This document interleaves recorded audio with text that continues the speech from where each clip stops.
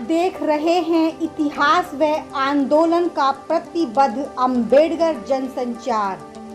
नमस्कार, मैं साक्षी गौतम और आप देख रहे हैं अम्बेडकर जनसंचार। 28 फरवरी 2025 को दलित साहित्य महोत्सव का कार्यक्रम आर्यभट्ट कॉलेज दिल्ली विश्वविद्यालय के परिसर में हुआ। चौथे दलित साहित्य महोत्सव की थीम दलित साहित्य से ही विश्व शांति संभव है। उद्घाटन सत्र को संबोधित करते हुए उपयुक्त विषय पर वरिष्ठ साहित्यकार डॉक्टर जयप्रकाश कर्दम कहते हैं कि हम जब विश्व शांति की बात करते हैं तो उसमें विश्व में शांति को भंग करने वाले कौन कौन से फैक्टर्स हैं या किस किस रूप में अशांति है या संभावित होती है, उन पर विचार करेंगे। और फिर दलित साहित्य उसमें क्या भूमिका निभाता है या निभा सकता है, उस पर बात करेंगे। शांति की आवश्यकता वहां होती है जहां अशांति होती है या अशांति की संभावनाएं होती है। दुनिया में अशांति है और ये अशांति कई रूपों में है। जहां शोषण हो, जहां हिंसा हो, जहां कोई एक समुदाय या सत्ता दूसरे समुदाय या सत्ता को दबाना चाहती हो, अपना वर्चस्व स्थापित करना चाहती हो, ये सब वहां शांति की जरूरत होती है। आज हम देखते हैं दुनिया में जो एक तरफ एक बहुत बड़ा एक पूंजी का साम्राज्य है और एक तरफ एक बहुत बड़ी संख्या में भुखमरी है। खुद हम भारत में जो बताया जाता है आजकल, जो सरकारी तौर पर भी, कि 80 करोड़ लोगों को सरकार की ओर से मुफ्त राशन की व्यवस्था की जाती है। इसका मतलब कि 80 करोड़ लोग कम से कम भारत में ऐसे हैं कि जिनको भरपेट भोजन नहीं मिलता। तो यहाँ इतनी असमानताएं हैं, ये पूरे विश्व में है। तो ये जो एक तरफ एक बड़ा पूंजी का साम्राज्य, एक तरफ पेट में रोटी का संकट खाने का, वहां अशांति गुंजाइश होती है। तो वहां कभी भी विस्फोट हो सकता है। कि आतंकवाद दुनिया की एक समस्या है, ये पूरे विश्व की शांति को भंग कर रहा है। ये आतंकवाद भी कई रूपों में है, चाहे उसे हम भले ही एक धार्मिक या सांप्रदायिक रंग देने की कोशिश कर सकते हैं, कई बार होता भी है, लेकिन कई बार एक राष्ट्र दूसरे राष्ट्र को पर अपना आधिपत्य जमाने के लिए भी करता है, अपने विस्तार के लिए भी करता है, तो वो भी एक हिंसात्मक, तो ये भी उसे विश्व की शांति को खंडित करते हैं।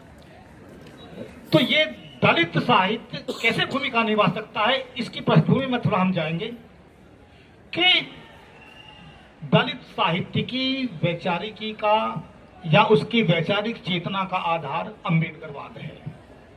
इसमें कोई दो राय नहीं है। और बाबा साहेब अम्बेडकर को वो अपनी प्रेरणा का, ऊर्जा का, चेतना का, अपने दर्शन का, वैचारिकी का आधार वो अपने 3 गुरु, उन्होंने कहा कि बुद्ध, कबीर और फुले, वो वहां से वो वैचारिकी लेते हैं। बुद्ध को दुनिया का पहला मौलिक चिंतक माना जाता है कि जिन्होंने इस विश्व को हिंसा से मुक्त कर अहिंसा का पाठ पढ़ाया, अहिंसक होना सिखाया। और उसके बहुत सारे उदाहरण बौद्ध साहित्य में मिलते हैं, इतिहास में मिलते हैं, कि जहां सम्राट अशोक जैसा, कि जिनके बारे में कहा जाता है कि वो बहुत क्रूर थे, हिंसक थे, अंगुलीमाल जो इतना बड़ा डकैत था, क्रूर था, हिंसक था, और वो जैसे ही वो बुद्ध के संपर्क में आते हैं, उनकी वाणी के, उनके विचारों के संपर्क में आते हैं, वो अपनी हिंसा छोड़कर अहिंसक बन जाते हैं और वो दुनिया को अहिंसक बनाने के लिए वो काम करते हैं। तो वो जो अहिंसा का वो जो सूत्र है, वही हम बाबा साहेब अम्बेडकर के जीवन में देखते हैं। हमारे यहाँ कहा यह जाता है कि बुद्ध के बाद यदि कोई अहिंसा का एक बहुत बड़ा कोई एक तरह का कहिए कि कोई संवाहक या संदेशवाहक कोई हुआ तो महात्मा गांधी हुए। लेकिन हम ऐतिहासिक दृष्टि से भी देखें तो गांधी जी से बहुत पहले बाबा साहेब अम्बेडकर अहिंसावादी तरीके से आंदोलन चला रहे थे।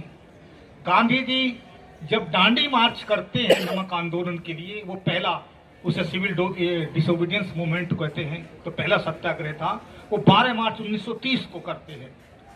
लेकिन बाबा साहेब उससे 3 साल पहले 1927 में वो कालाराम मंदिर में प्रवेश के लिए, शायद 1 मार्च को 1927 को, और उसके बाद में फिर वो 12 या 13 मार्च को वो चावदार तालाब में वहां पानी के लिए वो सत्याग्रह करते हैं। वो सत्याग्रह यानी वो अहिंसावादी तरीके से आंदोलन, और वो आंदोलन समानता के लिए, मनुष्यता के लिए ये आंदोलन।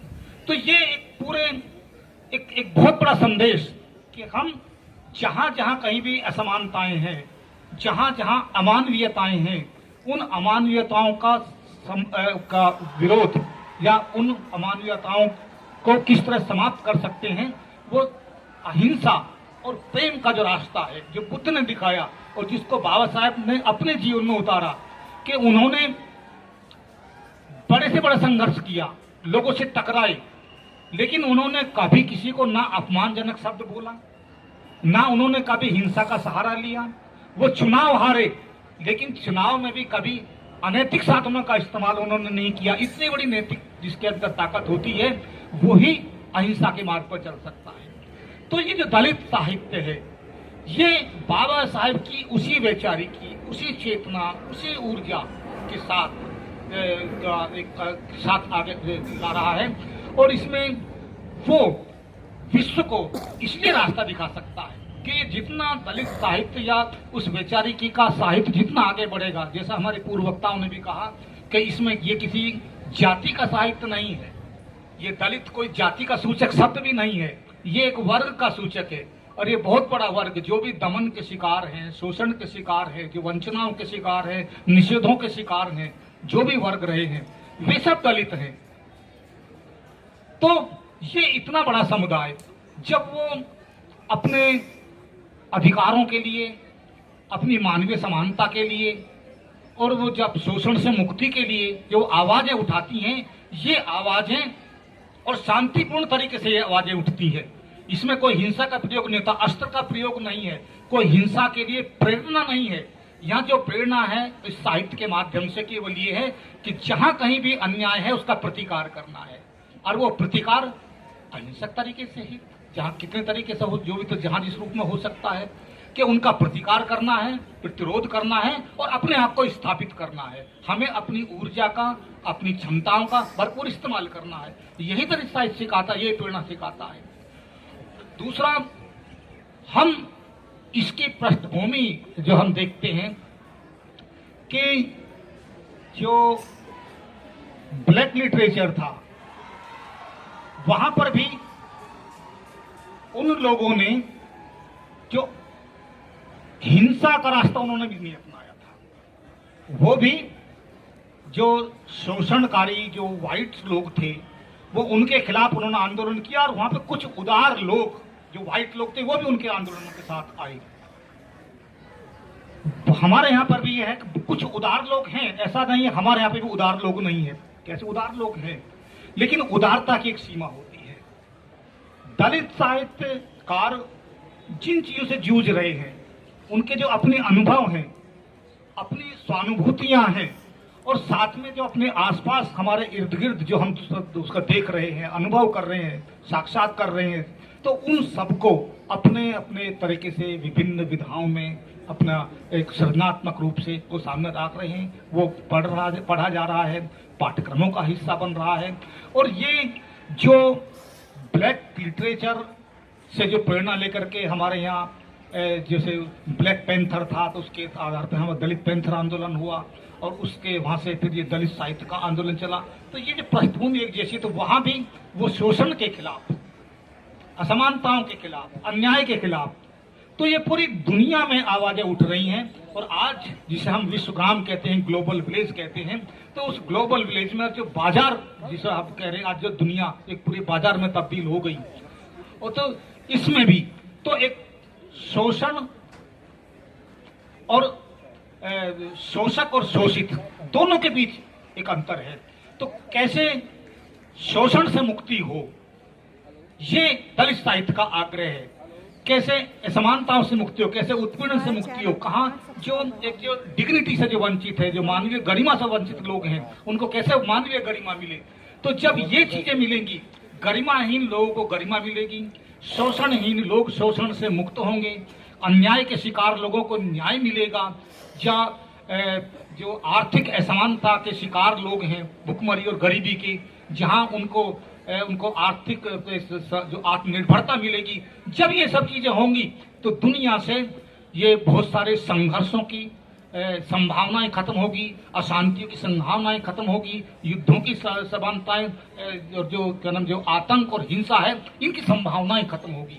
तो इसलिए दलित साहित्य ये विश्व शांति की संभावनाओं से भरपूर साहित्य है।